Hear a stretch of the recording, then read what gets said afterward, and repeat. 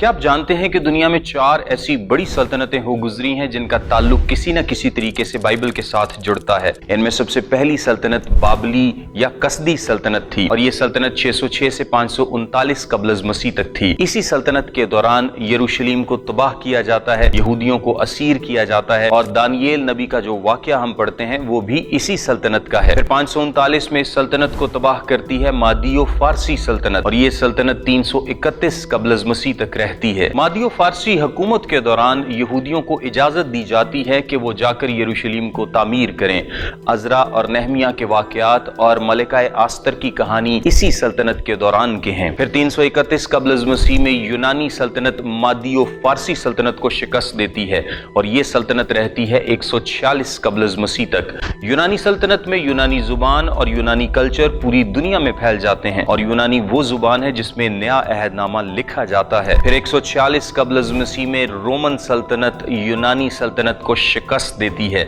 और ये सल्तनत 476 बाद मसीह तक रहती है। यीशु मसीह की पैदाइश, यीशु मसीह की मसलूबियत, कलीसिया का क़याम और कलीसिया की बढ़ोतरी, ये सब कुछ रोमी सल्तनत के दौरान होता है।